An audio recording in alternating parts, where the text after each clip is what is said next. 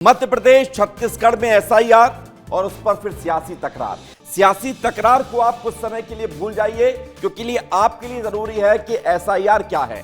आज हम आपको बताएंगे एसआईआर में आपको क्या करना है, आपकी भूमिका क्या है, आपको कौन से दस्तावेज देने हैं, मध्य प्रदेश में छत्तीसगढ़ में एसआईआर क्यों हो रहा है। इन सारे सवालों के जवाब आपको विस्तार न्यूज पर मिलेंगे। तो अगले कुछ मिनट जरूर बने रहिएगा कम से कम, क्योंकि ये एसआईआर आपकी जिंदगी के लिए महत्वपूर्ण है, आपके वोट के अधिकार के लिए महत्वपूर्ण है। इसलिए टकटकी लगाकर आप देखते रहिए विस्तार न्यूज। हम आपको बताएंगे विस्तार से कि एसआईआर क्या है। सबसे पहले आपको खबर बताते हैं, मध्य प्रदेश में आज से वोटर लिस्ट वेरिफिकेशन की शुरुआत होने जा रही है, यानी एसआईआर की शुरुआत होने जा रही है।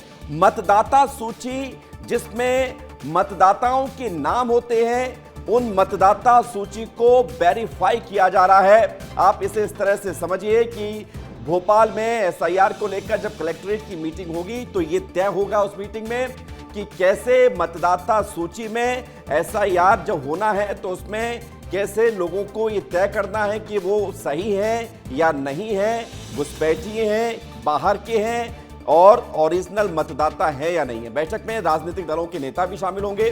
7 फरवरी 2026 को आखिरी वोटर लिस्ट आने जा रही है। ये तो रही पूरी खबर जो हमने आपको बता दी है, यानी कि अभी जो वर्तमान में वोटर लिस्ट है वो वोटर लिस्ट अब फ्रीज हो गई है, और वोटर लिस्ट फ्रीज होने के बाद अब उस वोटर लिस्ट को लेकर खबर यह है कि उस वोटर लिस्ट को वेरीफाई किया जाएगा।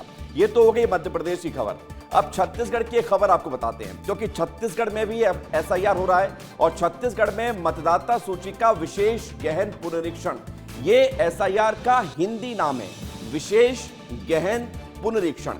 इसका मतलब यह है कि इस वोटर लिस्ट को पूरी तरीके से पुनरीक्षण करना, इसका अध्ययन करना और इसको देखना कि क्या इसमें सही है क्या गलत है। आप इसको और आसान शब्दों में समझिए कि वोटर लिस्ट से कचरा साफ करना है। छत्तीसगढ़ समेत 12 राज्यों में एसआईआर होने जा रहा है और छत्तीसगढ़ में भी इसको लेकर तैयारी शुरू हो गई है।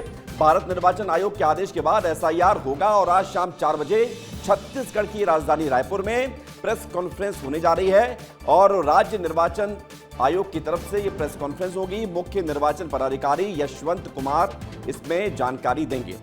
अब एसआईआर क्या है सबसे पहले ये बताते हैं, शुरुआत से चलाइए इस ग्राफिक्स को। एसआईआर को आप समझिए, एसआईआर को समझना है। एसआईआर का मतलब सबसे पहले जान लीजिए, हिंदी में विशेष गहन पुनरीक्षण इसका मतलब है। अब एसआईआर की मदद से वोटर लिस्ट को अपडेट किया जाएगा, उसमें नाम देखे जाएंगे, आपके घर में बीएलओ पहुंचेगा, 18 साल से ज्यादा उम्र के जो नए वोटर्स हैं उसको जोड़ेगा, बीएलओ पूछेगा कि आपके घर में कितने मतदाता हैं। चुनावी क्षेत्र से जा चुके लोगों का नाम हटाया जाएगा। वोटर लिस्ट में नाम पते की गलतियां ठीक की जाती हैं, यह भी एसआईआर का एक मकसद है। बीएलओ घर घर जाकर फॉर्म भरवाते हैं और इस बार एक बार नहीं, 2 बार नहीं, 3 बार बीएलओ आपके घर में जाकर ये वेरीफाई करेंगे कि आपके घर में जितने मतदाता हैं वो मतदाता सही है या फिर गलत तरीके से उनका मतदान करने वाली सूची में नाम जुड़ा हुआ है। तो ये एसआईआर के बारे में बता दिया। अगला ग्राफिक चलाइए सुमित। अगली बात हम आपको बताते हैं कि एसआईआर की जरूरत क्यों है। मृत व्यक्तियों के नाम हटाना इसकी जरूरत है, क्योंकि कई लोग ऐसे होते हैं जो इस दुनिया में नहीं है लेकिन नाम फिर भी जुड़ा हुआ है, वो मतदाता की सूची में जुड़ते हैं, उनका नंबर काउंट होता है तो वो नाम हटाए जाएंगे। एक व्यक्ति के अनेक एपिक नंबर होते हैं, यानी कि वोटर आईडी का जो नंबर होता है उसको हटाना। नए लोग मतदाता सूची में जोड़ना, जो पात्र लोग हैं 18 वर्ष के ज्यादा हैं, जिस क्षेत्र में रहते हैं उनका उस क्षेत्र में नाम है या नहीं है ये तय करना है।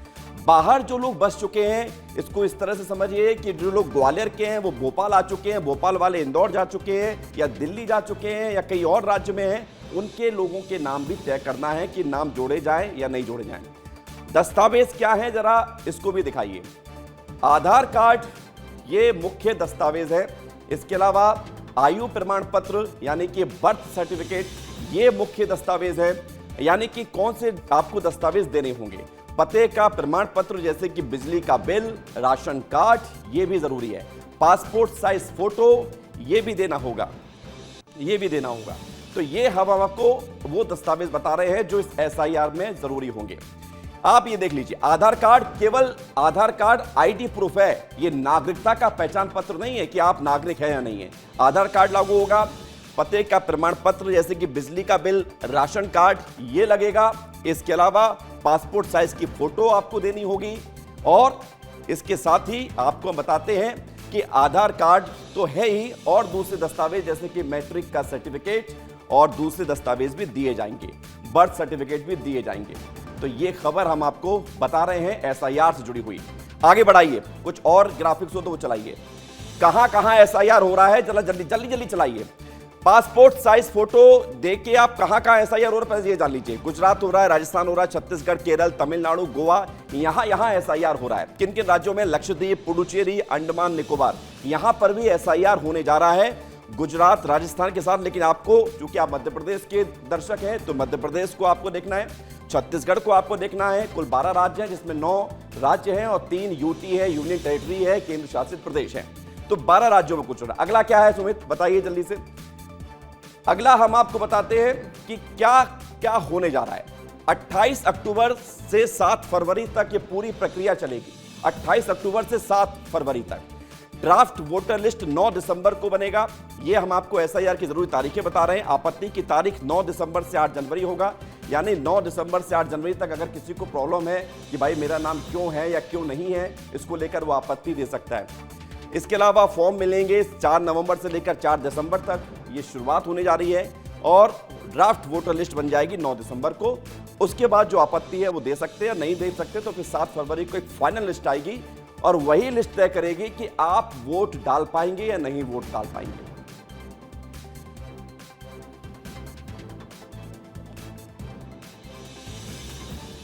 हमारे साथ इस वक्त भोपाल से रंजना दुबे जुड़ गई हैं, रायपुर से खोमन साहू जुड़ गए हैं, दिल्ली से राकेश चौधरी जुड़ गए हैं जो बताएंगे आपको एसआईआर के बारे में बड़ी बातें। सबसे पहले दिल्ली की तरफ चलते हैं। राकेश जल्दी से बताइए, एसआईआर में क्या हम ये माने कि 2002 से 4 के बीच में जो देश में आखिरी बार एसआईआर कुछ राज्यों में हुआ था, 2004 के बाद जिन लोगों के नाम वोटर लिस्ट में जुड़े हैं उन लोगों को दस्तावेज देने होंगे, उनके लिए एसआईआर बहुत महत्वपूर्ण है?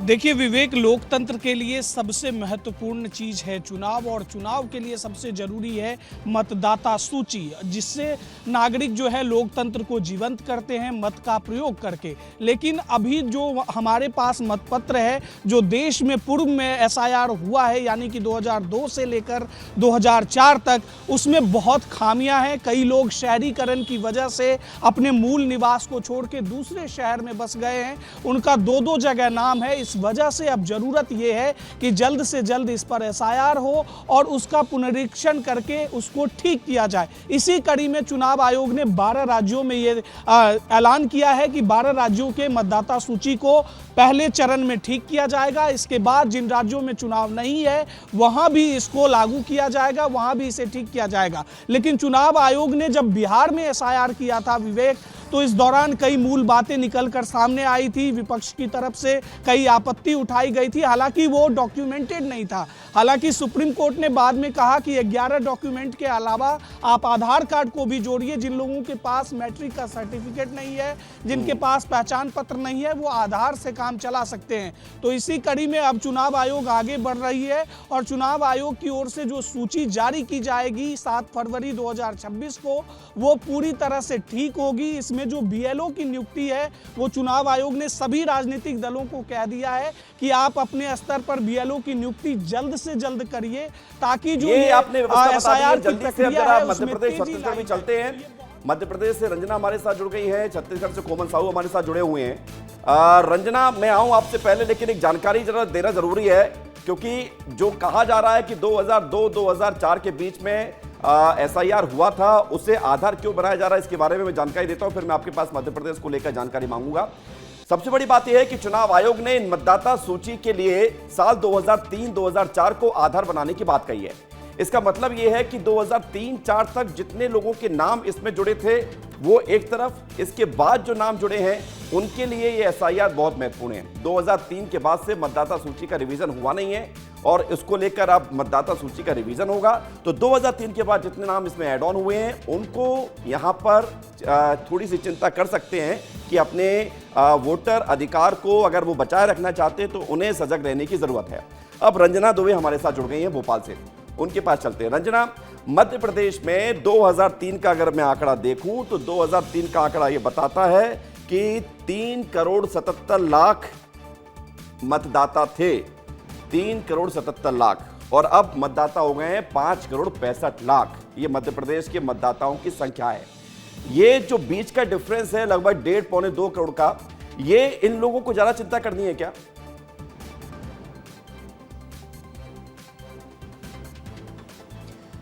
देखिए विवेक, आपने जो आंकड़ा दिया है वो जाहिर सी बात है कि चुनाव राज्य निर्वाचन आयोग का ही है, लेकिन देखिए अभी जिस तरीके से अब जो सारी मतदाता सूची है जिसको फ्रीज कर दिया गया है और अब नए सिरे से इसका पुनरीक्षण होगा, तो इसमें सीधी सी बात है कि कुछ नए मतदाता भी जुड़ेंगे और जो पुराने हैं वो शायद इससे हट भी जाएंगे। क्योंकि सबसे बड़ी बात यह है कि अभी हाल ही में हमने देखा था कि कुछ ऐसे मतदाता सूची में कुछ ऐसे लोगों के नाम थे जिसमें एक ही परिवार से एक ही नाम पर करीब 4-5 लोगों के नाम थे, जो कि उतने सदस्य घर में हैं भी नहीं। तो इसको लेकर जो राजनीतिक दल है हमेशा ही सवाल खड़े करते हैं विवेक, और अब जिस तरीके से पुनरीक्षण होगा तो उसमें अब ऐसे लोगों के नाम कट जाएंगे जो कि अब मध्य प्रदेश छोड़कर किसी बाहरी राज्य में या अन्य किसी जगह पर शिफ्ट हो चुके हैं।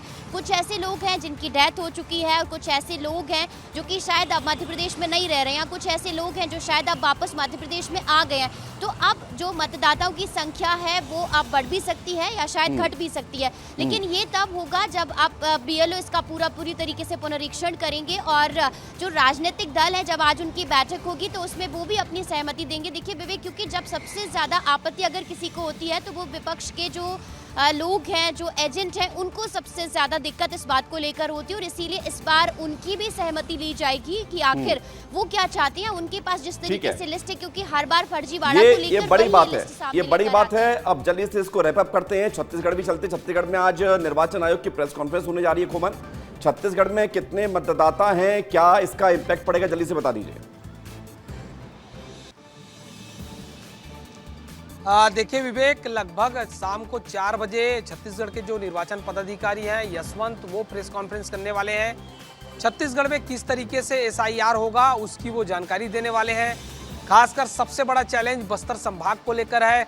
बस्तर के कई ऐसे अंदरूनी इलाके हैं जहां एसआईआर करना एक बड़ी चुनौती है, क्योंकि बहुत सारे ऐसे लोग हैं जिनका नाम अब भी मतदाता सूची में नहीं आ पाया है, क्योंकि लाल आतंक वहाँ 1-2 जगहों पर अभी बचा हुआ है। मार्च 2026 तक का लक्ष्य रखा गया, लेकिन उसके पहले जो एसआईआर हो रहा है उसके लिए यही चुनौती है कि जो अंदरूनी इलाके के मतदाता हैं उनके नाम को कैसे जोड़ा जाए, और बहुत सारे ऐसे लोग हैं जिनकी मृत्यु हो गई है उनका नाम कैसे हटाया जाए। तो ये बड़ी चुनौती बस्तर संभाग को लेकर, छत्तीसगढ़ को लेकर हो सकती है। फिलहाल पूरी जानकारी आज यशवंत जो है शाम 4 बजे देने वाले हैं प्रेस कॉन्फ्रेंस करके। छत्तीसगढ़ में किस किस तरीके से कब कहाँ जो है तमाम चीजें जो एसआईआर होने वाली है उसकी जानकारी देने वाले हैं फिलहाल। जी ठीक है, बहुत शुक्रिया आपका खोमन, हमारे साथ जुड़ने के लिए, जानकारी के लिए। बहुत शुक्रिया आप सभी का हमारे साथ जुड़ने के लिए, क्योंकि आप लोगों ने बताया कि कैसे मध्य प्रदेश, छत्तीसगढ़ और देश में इसका असर हो रहा है। 12 राज्यों में एसआईआर होने जा रहा है।